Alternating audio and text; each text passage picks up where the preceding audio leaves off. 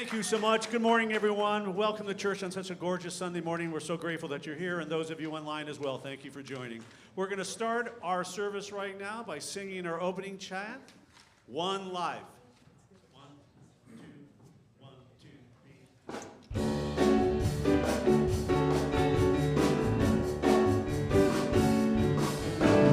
3. We are all connected, a global family. There's no separation, only unity. We are one life. There is one life, only one life. We are one life. There is one life, only one.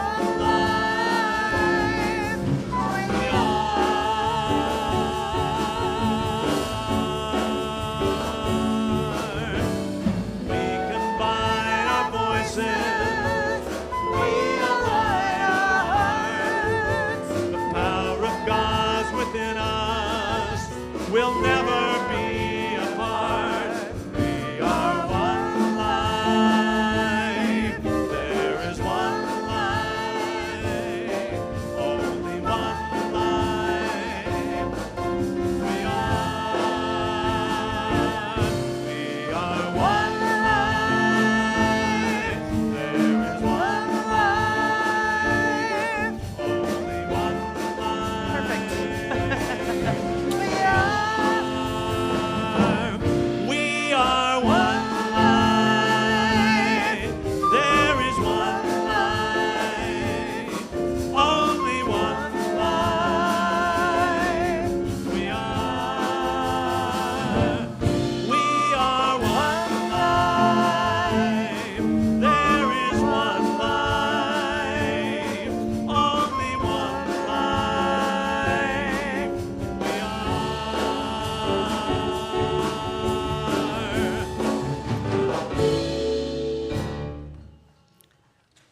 Well, you can applaud. It's okay. We do that here. Thank you, Sam. Thank you, band. We are so glad that you are here. You made it through the rain. It's nice weather for ducks. Finally, we're really glad about that. I have something I want to share with you from Dr. Martin Luther King Jr. He wrote, "Peace is not merely a distant goal that we seek, but a means by which we arrive at that goal."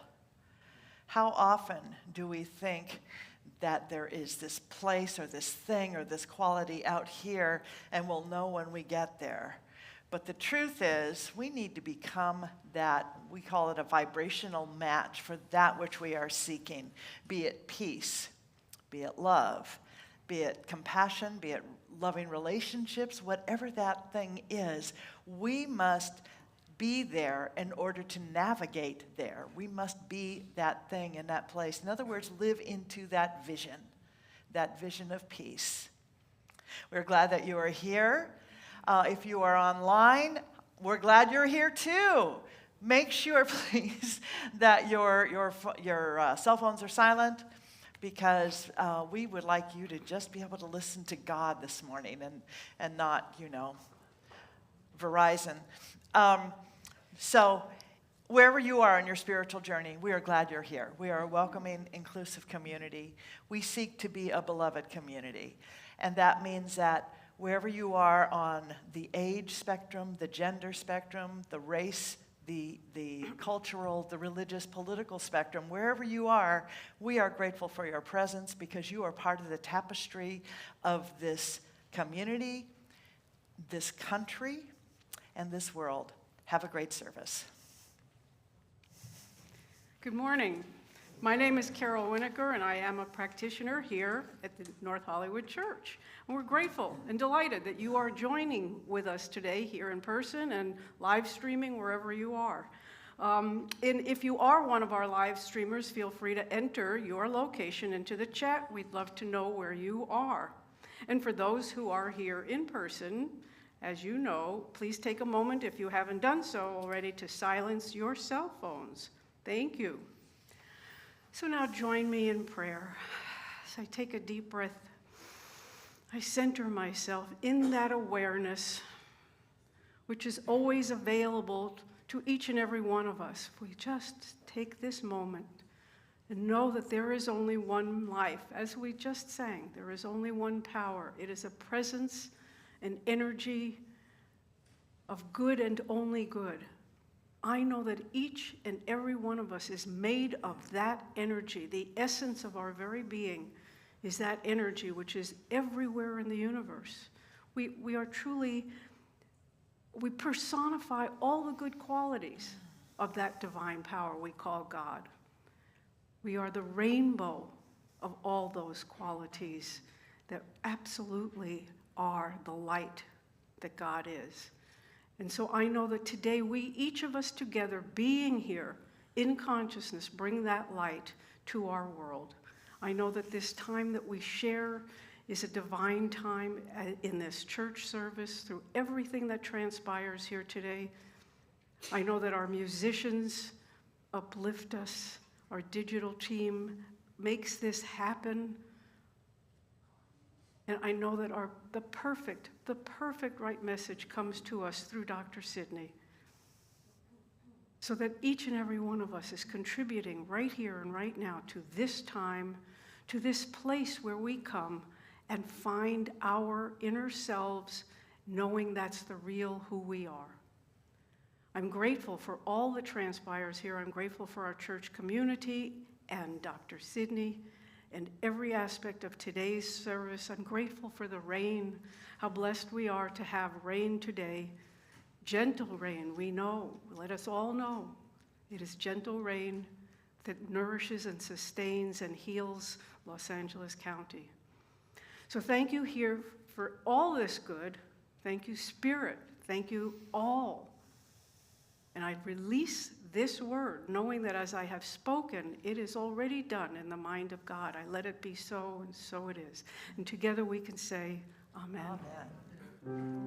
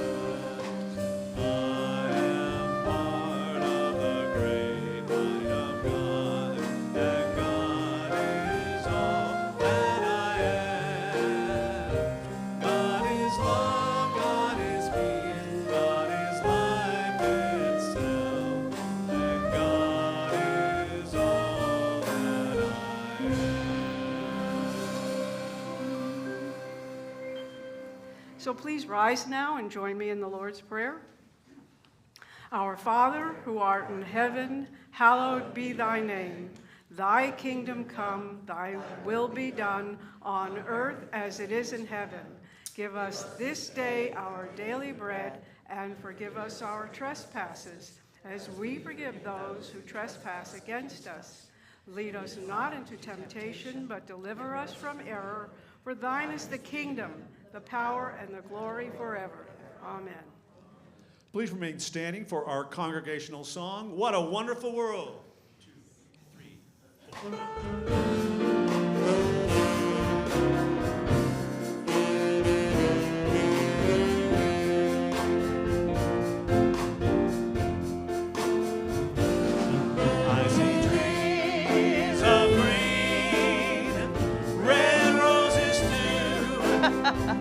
I see them blue. I have to attach it. For me and you, and I think to myself,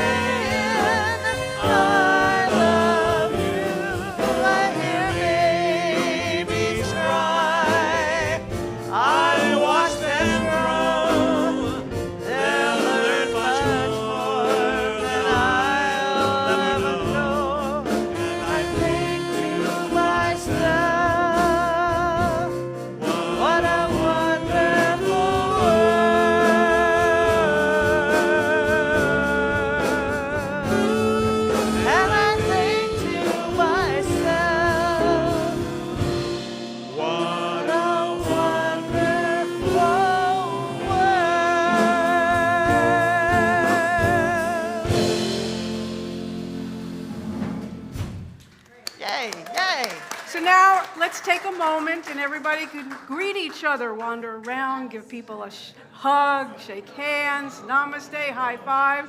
Just say hello to your neighbors.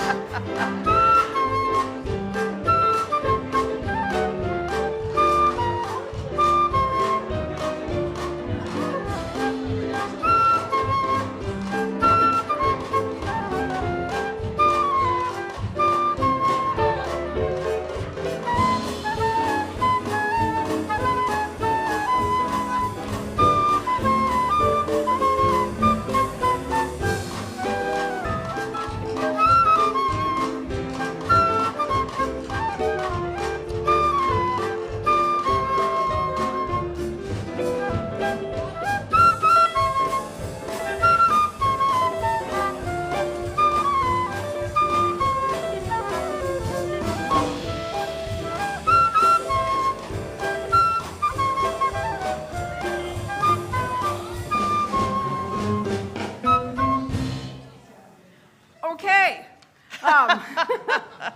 That's it. We're going to meditate now. You can medicate if you want. Meditate now for the next 5 minutes. I invite you to close your eyes and silently repeat this mantra or one that works for you. God's the love that I am. And when your mind wanders, because it likely will, just know that you're noticing. That's good. So you can bring your attention back to the mantra that you're using silently and keep doing that. We'll do this for 5 minutes, and then I'll bring us out of the meditation.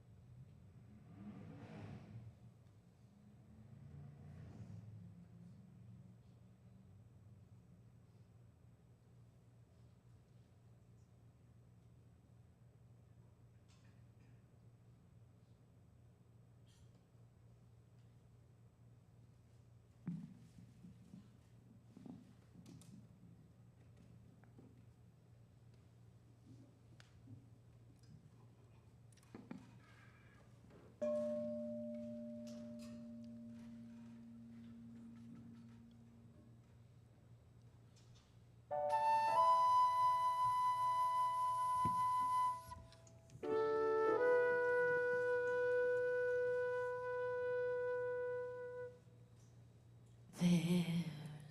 a place for us somewhere, a place for us, peace and quiet and open air. Wait for us somewhere. There's a time for us someday, a time for us, time together with time to spare, time to learn, time to care. Someday, somewhere, we'll find a new way of living. We'll find a way of forgiving. Somewhere.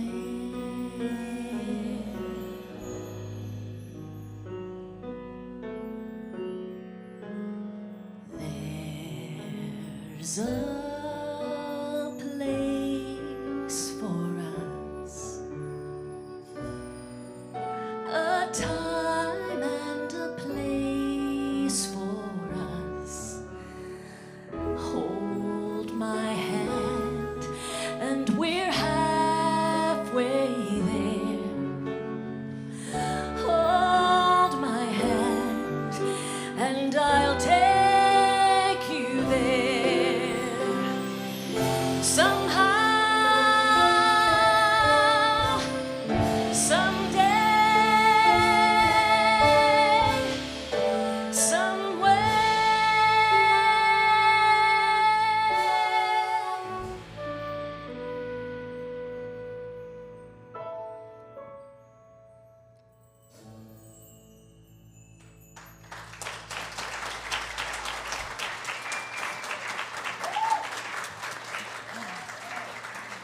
Thank you, thank you, thank you. I'm proud to announce that I have completed the first item on my bucket list. I have the bucket. Yeah, that's about the only joke in this talk, so make it last. Okay. Where do I want to start with this? You know, I wrote this whole talk yesterday, and I got up this morning and rewrote the whole talk. So, you know, you never know where the inspiration is going to lead you and then lead you again. There are times when we look at life, we look at the world around us, we look at history, and we feel like we are seeing a world turned upside down. The British Empire was driven to its imperialistic collective knees when, led by Gandhi, India successfully dissolved British rule by practicing peace and nonviolence. The Berlin Wall coming down was one of those moments when the world turned upside down in a really, really wonderful way, and it happened so quickly after decades of separation and struggle. Images of concentration camps and extermination camps from World War II are eternally haunting. A world turned upside down, indeed. I remember being in Germany in 1995 and seeing Dachau, and it has forever changed me, and the impressions are not ever to be forgotten. So these times of a world turned upside down can make you question reality, and if you're really seeing and hearing what you're seeing and hearing. So There was a moment that occurred for me last week when Bishop Marianne Edgar Buddy, and some of you know who she is. If you don't, you will. She spoke spiritual truth to human power. Now, she's the bishop of the Episcopal Diocese of Washington, D.C. Now, as part of the tradition of inaugurations, presidential inaugurations, there's always a national prayer service at Washington National Cathedral. Now, she's a minister, just anchor that in your minds, and I want to share some of her words because I found them deeply moving and deeply inspiring. And she said, and these are just some of the phrases, joined by many across the country, we have gathered this morning to pray for unity as a nation, not for agreement, political or otherwise, but for the kind of unity that fosters community across diversity and division, a unity that serves the common good. With a commitment to unity that incorporates diversity and transcends disagreement, and the solid foundations of dignity, honesty, and humility that such unity requires, we can do our part in our time to help realize the ideals and the dream of America. In the name of God, I ask you to have mercy upon the people in our country who are scared. Have mercy on those communities whose children fear that their parents will be taken away. Help those who are fleeing war zones and persecution to find compassion and welcome here. May God grant us all the strength and courage to honor the dignity of every human being, speak the truth in love, and walk humbly with one another and our God for the good of all the people in this nation and the world. Now, those are powerful words. Those are absolutely powerful, inspiring words. And she has a book, How to Be Brave, which I've been reading this week along with Viktor Frankl's book, Man's Search for Meaning, because the two seem to partner very well together. But I think a lot of us might be aware that the response to her words, her plea for mercy and unity, the response was derision, scorn, and some death threats, which seems rather remarkable, a world turned upside down. That one woman suggesting that we adopt the ideas of love, compassion, peace, and kindness, because that's really all she said. And we talk about that every Sunday here, right? That was me saying that all of those Sundays, right? But it was met with such vitriol, is surely evidence of a world turned upside down. And yet, these words from Nobel Prize-winning chemist Ilya, and I'm not even going to be able to pronounce her name, but I'm going to try, Prigogine. When a complex system is far from equilibrium, small islands of coherence and a sea of chaos have the capacity to shift the entire system to a higher order. Do you hear that? Yeah, it's good, isn't it? I'm going to read it again. When a complex system is far from equilibrium, small islands of coherence and a sea of chaos have the capacity to shift the entire system to a higher order. So one of my friends, I have a lot of minister friends, and this woman, I go back with her probably 40 years or more, and she and I were talking on Friday. We meet every Friday for a prayer call, and she reminded me, which I'm really glad that she did, because I was, this far from curling up in a fetal position under the piano with a whole bunch of chocolate. And she said, she reminded me that how we have to stand in principle, spiritual principle, even in a world turned upside down, because it's our responsibility, hear that as respondability, and our opportunity. It is our opportunity. It is those moments when things begin to break apart that's when that butterfly comes out of the chrysalis. It's when the chicken comes out of the egg. It's when you and I come out of the safety of what we thought was going to work for us, and we have to move in vulnerability and risk and encourage and, yes, bravery into declaring who and what we are yet again as spiritual beings in a spiritual universe governed by spiritual laws.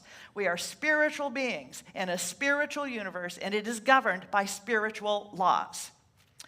Ernest Holmes wrote this: because we fail to realize that principle, spiritual principle, capital P, is not bound by precedent, we limit our faith to that which has already been accomplished. And that's when few miracles, quote unquote, result. But when through intuition, faith finds its proper place under divine law, there are no limitations. And what are called miraculous results follow.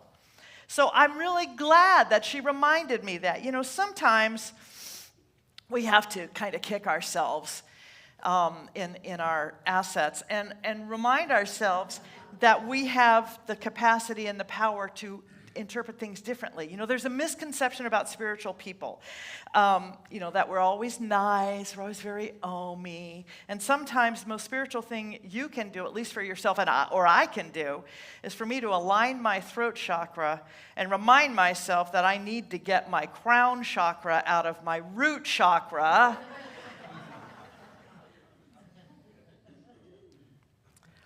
You know, the most important spiritual growth doesn't happen when we're meditating or on a yoga mat. It happens in conflict. It happens in the midst of conflicts when we realize we have the choice to do it differently. Now, we can always get rid of our power and hand it to someone else. You know, this is the thing, though. Don't let others ruin your day. It's your day. Ruin it yourself. So I was thinking about Moses, right? So here's Moses. And I look at everything that happens in the Bible as the story of us. It is a psychological book about who and what we are and what we go through and the stages of growth that we go through. So here's Moses. He's got a bunch of people with him. They are running for, you know, picture the images. You've all seen Charlton Heston, right? And it's an old movie. And anyway, Israelites are following Moses, and Pharaoh and his troops are on their heels, and they've got all of the chariots and the whips and the men and all that. So Moses and his followers come up upon the Red Sea. And Moses cries out, God, God, help us. And God replies, and again, this is the metaphor, why do you call on me? You already have everything you need inside you. Why are you reaching out here to be rescued, to be saved, to feel better, to find something that's going to work? We have everything we need right here.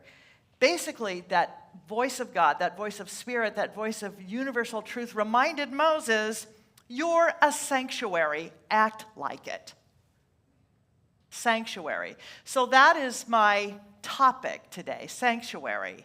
And it is about that inner sanctuary we must create and attend to in order to have that same experience in the world. Again, as I said earlier about that quote from Dr. Martin Luther King, we don't get to peace, we have to be peace. That's the path. We don't journey and say, oh, look, I got here. We have to be it now. So sanctuary means sacred place. The Hebrew word for sanctuary is mikdash, which means sacred place. And the dictionary says it's a holy place where God is present, a place of refuge or safety. That's you and me. When we turn within and we do our spiritual practice here or we do it at home, we are turning within into that sacred place where the presence is present, where the Spirit is present, whether you call God God or you call God light, whatever name and nature is that for you, but it is that divine identity within us that is always there, whether we are acknowledging it or not. And so we teach here that we want to practice remembering that and being in that presence, being that peace, so we can go out into the world and be the peace. We want to practice recognizing the love and the wisdom so that we can step out in the world and be that love and wisdom, right? Because that is who and what we know that we are here to do and to be, because there is that deeper calling that says, no, there's more here. You don't have to settle for anything that anybody else tells you. So the word sanctuary comes from a Latin word, sanctuarium, and it means a container for keeping something in. It's a container. You and I are that container. So the origin of that word is the principle of independence and the immunity of religious orders from temporal powers. So if we think about this, it's really that we are saying there is a power and a presence within us that is absolutely greater than any of the experiences out in the world, any of them. We have the capacity to turn within to that wisdom, to be lifted up, to be empowered, to be inspired, and to be guided, to be guarded, to be protected by that wisdom. It takes remembering that it is there, because we are that sanctuary. And we must be the sanctuary here before we can be a sanctuary in the world. We have to be that first. We have to embrace that idea first. So there's a song we used to sing a lot here, particularly on Wednesday nights, and it's been kind of ringing through my brain all week. I will come back to Moses, by the way. We're not just going to leave him floating or trying to come on. And the song is Sanctuary. Lord, prepare me to be a sanctuary, pure and holy, tried and true. You and I have been and are being prepared to be a sanctuary. Now, the word Lord just means love. That's all. It just means love. And we are being prepared. Everything that has come to us at this from yesterday, from 30 years ago, 3 minutes ago, prepares us to be able to go within in a deeper way. All of it, all of it, all of it. To be that sanctuary. The idea of being tried and true means actively knowing that we are sacred containers for the divine itself. And living as a sacred container, a vessel, and a space of awareness and receptivity means that we also begin to nurture that awareness of other people being sacred, that they are also divine beings, all of them, even the ones we don't like. Oh, yeah. Next little line is, with thanksgiving, I'll be a living sanctuary for you. So then the question becomes, how will we be sanctuaries? How do we do that? Again, a container for keeping something in. You and I are containers for God. So how much God can we hold? How much God can we offer and extend? Now, if we go back to Moses, metaphysically, Egypt means mental bondage to sense thoughts, material consciousness. In other words, he was leaving. Moses is that part of us that seeks and grows. Egypt is that part of us that is our worldview, the narrative that we say, that's it, that's all there is, that's it. Moses moved from that, as we are always called to move from just that earthly restriction, those beliefs and limitations, the beliefs of, well, that's just how it is. Egypt is a kingdom of thought within ourselves. So many people, truth students, and particularly in this teaching, think that we shouldn't be going into that Egypt within us. But you know what? It's the other phrase for it is doing the shadow work. That's what it is. And we must do that shadow work, and we have to call upon the Moses or the Joseph within our own spiritual muscle to spend, and we have to be down in that place of Egypt. So Joseph, Joseph, Technicolor Dreamcoat, all of that, he went into that place, he was in that place of Egypt. He came before Moses in the chronology, and he became an advisor to Pharaoh. So in the midst of limitation, and Pharaoh represents those ideas of restriction. So in the midst of restriction and all of this, Joseph became a light. Joseph was light. Joseph was wisdom. Joseph represents our willingness to bring the higher thoughts into the lower thoughts, to bring love into Egypt. And Moses represents coming out of Egypt, out of that limitation, into a promised land of spiritual awakening. So in other words, we have to do that shadow work and see what the heck is going on down there? How come I have this belief or this judgment or this hatred, and so much of it is self-hatred? And how do I bring the light into that so that I am able to emerge and, hatch into something profoundly beautiful and divine, which, by the way, we all are anyway. Ernest Holmes wrote, when the spiritual man awakens and finds that he or she is the possessor of the divine word of truth, he and she begin at once to make use of it. The result is an influx of life. So you and I might feel like we're living in Egypt, and that the great symbol of limitation and force, Pharaoh, has chased us to the edge of the Red Sea. Now, the Red Sea really represents limitation. It represents fear. It represents separation. It represents doubt, that collective consciousness, that flow of anger, that flow of fear, that flow of not enough, that flow of all of that negativity. But here we are, and now we're supposed to part the waters. How are we supposed to do that? And yet, you know what? We're supposed to do that. We are exactly here to do that, and it's because we are here to disrupt. We are here to disrupt that Red Sea, that collective flow of hate, of fear, of separation, because you and I are here to reveal that greater truth, that divine truth of our being. We're on divine assignment. And the divine assignment is that we must walk this walk. And we have to hold out our hands to other people who want to walk or need to walk or just are on this walk. Our divine assignment is to disrupt the narrative. Disrupt the narrative of separation and fear, first within ourselves, first here. Because until we do it here, we are not able to step into the world with clarity and to live in dominion. And so we do the healing work here. So whenever we are called to disrupt a pattern or a paradigm or something that's going on, that flow, that Red Sea of doubt, of anger, of hate, all of that stuff that separates. So the Red Sea separating Egypt from Israel, the promised land. In other words, the doubt and fear and anger separating us from awakening into the truth of our being. Again, this is all the metaphysical part of it.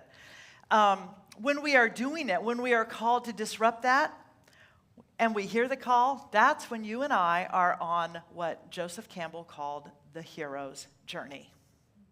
The hero's journey. It's about movement. It is the sacred activity within ourselves. It is literally sacred and spiritual activism. It is that. We move from darkness to light. We move from fear to love, from separation to oneness, from doubt to faith. Sacred activism simply means to live from love and to extend that love to others. We do that here. We are committed to doing that here. Regardless of what the human tendency might be, or the human words might be, I am a sanctuary. We are a sanctuary. This center is a sanctuary because we dare to live from love and to extend that love to others.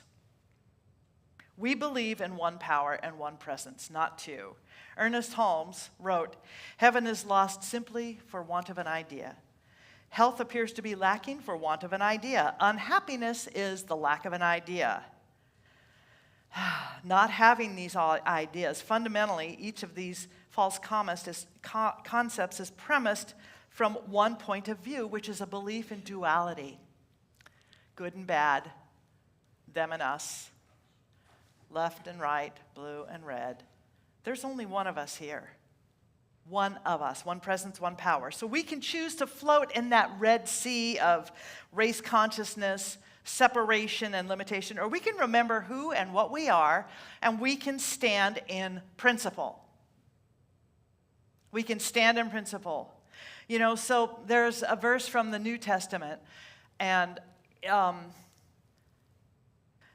Jesus, the teacher, said Therefore I say unto you, what things soever you desire, when you pray, believe that you receive them and you shall have them. And Ernest Holmes said, there could be no more explicit technique for effective prayer than this, laid down by the Master himself. We are to actually believe and live into and as that vision of what we want. Be the peace now. Don't wait to get to peace. Be the love now. Don't wait to get to love. Be the compassion. Be the sanctuary now. Don't wait for it to happen, because you and I are the ones that have to bring about that birth of the new earth, as Eckhart Tolle would say. Our call is to live into that vision of oneness. Our call is to live as empowered and inspired people. You know, sometimes when I work with people and I do spiritual counseling, and particularly I see this with women, younger women, and well, most of them are younger than me right now, but, and they say, but what if I don't know what to do? And I have them write down on a 3x5 card, laminate it and stick it in every pocket of every shirt, jacket they have, sweater, whatever. What would a healthy person do? And then do it. What would a loving person do? Do it. What would a compassionate, awake and aware person do? Then go do it. That's what we are called to do. So I have some homework, or soul work, as Reverend Skip would say this week for all of us. Very easy. 2 things. Do something nice for somebody else. I think we can all handle that, right? Number 2, compliment a stranger. Do you have any idea how magnificent it is to be walking along and somebody says, oh, I love your hair, or I love your shoes, or wow, you look so happy, or look, you know, what a great puppy you have. Whatever that is, you feel you've now made a connection. You have lived as that peace and that love. So again, go back to what I said at the beginning of my talk. When a complex system is far from equilibrium, and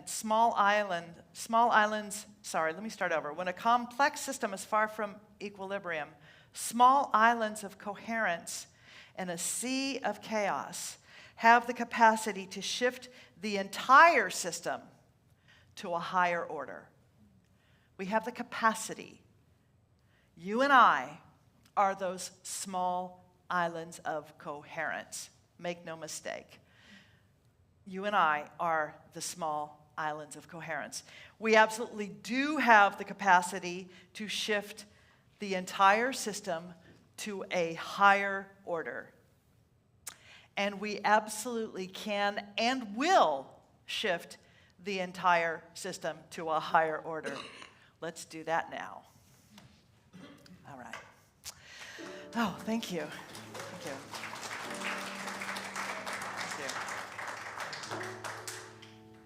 So we turn within once again, willing to recognize that we are the containers. We are the sanctuary for the truth. We are that grace. Oh my God, that grace. Oh, so powerful, so wonderful, so loving, shining through every part of our being. We stand in that knowing that nothing and no one can stand in the way of good. Nothing and no one can stand in the way of God. If we are not seeing the good or the God, we just know we haven't seen it yet. But it is absolutely fully present, fully orbed by means of us. So we are willing now to recognize that and to be the blessing in this world. And I know that we are indeed a blessing in this world, because this community is such a great blessing in this world and to everyone within this community and surrounding it. So we bless this church. We bless all churches, all paths to God, all mosques, temples, ashrams, synagogues, cathedrals, all paths to God, knowing that simply as we love, as we live as that vision of love, of peace and compassion, indeed, we do shift everything, starting with ourselves, into a higher order. How wonderful to know that that higher order is already present, and our role is simply to say yes, yes, yes, yes, and to be guided by the inspiration.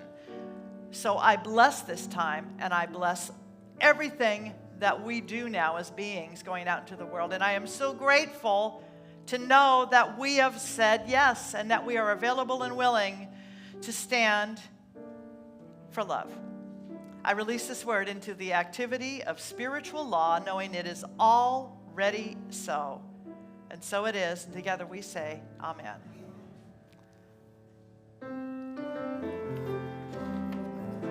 Ushers, would you come forward? I am so blessed. I am so blessed. I am so grateful for all that I have. I am so blessed. I am so blessed. I am so grateful. I am so blessed. So now is the time when we invite you to actively be that steward for your own life, for the life of this church, for the life of this community, to take a role in it, to be part of that process which lifts us to that higher order. So I invite you to take that gift, that offering in your hand and hold it to your heart, and to say with me, from the love of pure spirit within me, I bless this gift. I send it forth to heal and bless and prosper. It is evidence of my faith and belief. It does good work in the world and returns to me multiplied abundantly. Thank you very much. I am so blessed. I am so blessed. I am so grateful. I am so blessed. I am so blessed. I am so blessed. I am so grateful for all that I have. I am so blessed. I am so blessed. I am so grateful. I am so blessed.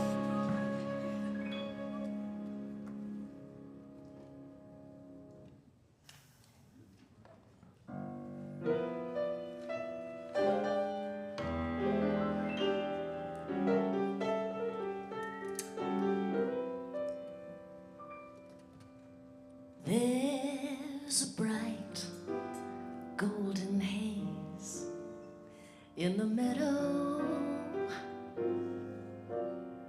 There's a bright golden haze in the meadow. The corn is as high as an elephant's eye, and it looks like it's climbing clear up to the sky. Well, I said, oh, what a beautiful morning. Yes, what a wonderful day. I've got a beautiful feeling. I've got everything. Everything's going my way.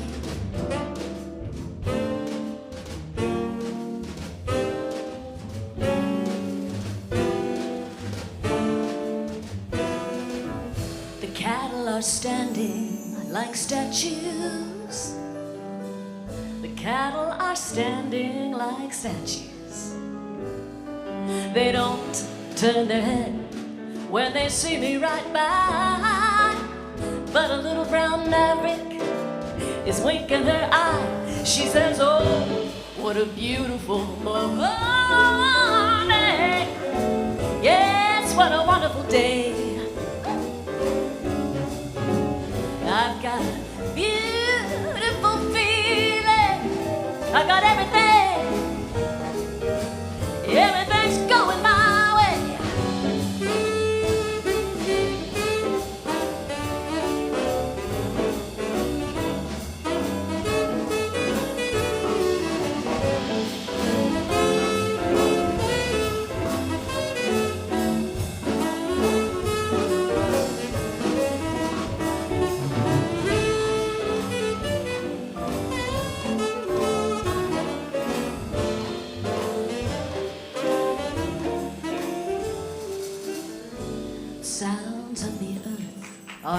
music. The sounds of the earth are like music. The breeze is as busy. She don't miss a tree. And a little old weeping willow is laughing at me. She says, oh, what a beautiful morning. Yes, what a wonderful day. I've got a beautiful feeling. I've got everything. I've got everything. I've got everything. Woo! Everything's going my way. It's a wonderful day. I want to thank you for such a wonderful day. It's a wonderful day.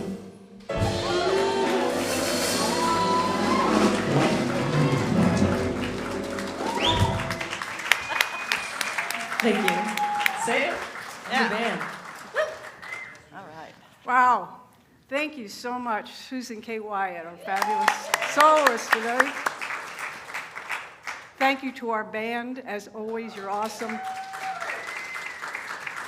Thank you to our digital ministry team. We couldn't do it without you. You're great. And thank you, Dr. Sidney. Oh my God, that was an inspired and inspiring talk, truly. And thank you for the call. I really appreciate it.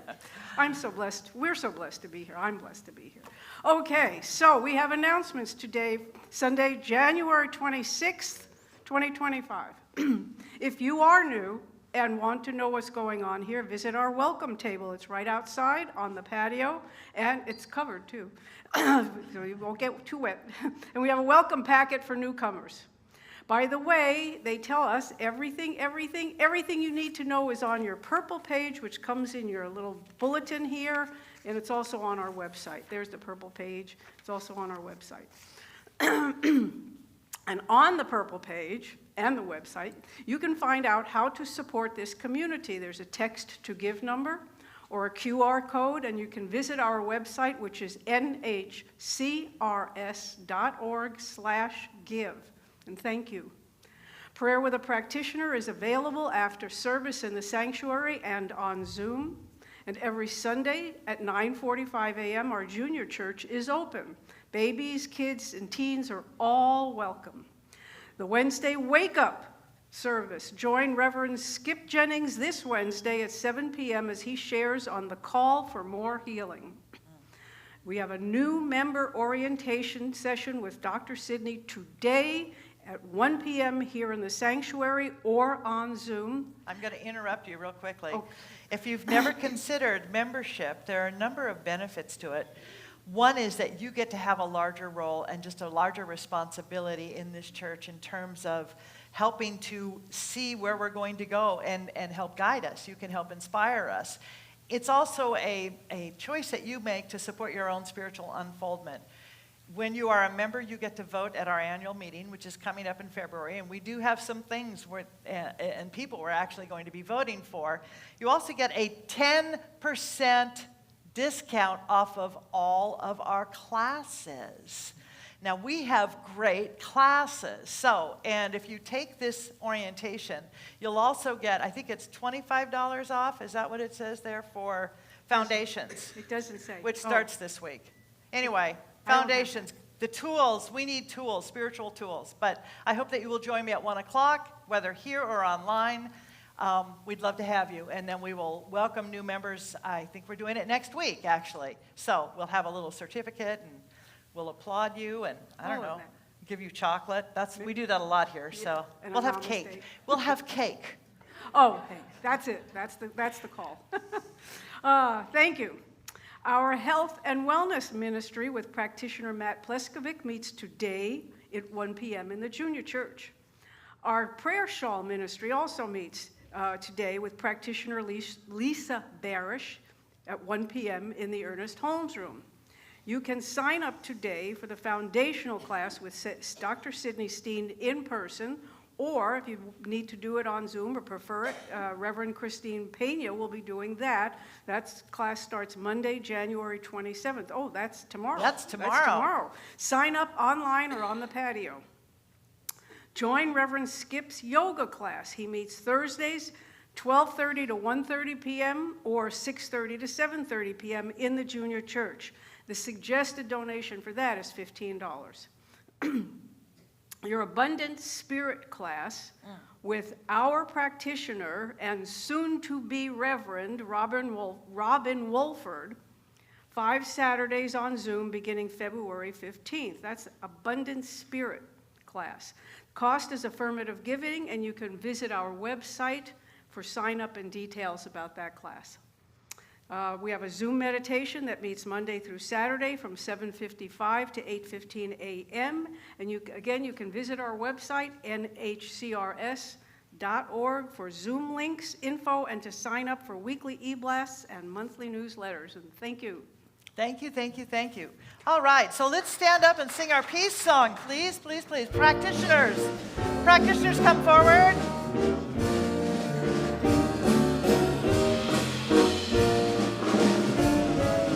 Let there be peace on earth, and let it begin with me.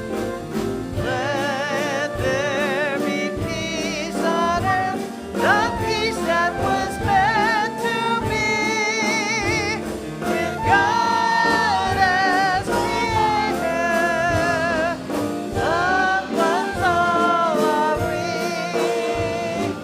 Let us walk with each other in perfect harmony. Let peace begin with me. Let this be the moment now. Let every step I take, let this be my shortest road. Take each moment and live each moment in peace eternally. Let there be peace on earth, and let it begin with me. All right, I invite you to repeat after me. I am at home in the heart of God. My life is anchored in truth. I can never be separate. I live in the consciousness of peace. I release all fear. I am living love. If you need prayer, come on up. We have people to do that with you. Thank you very much. Have a good week.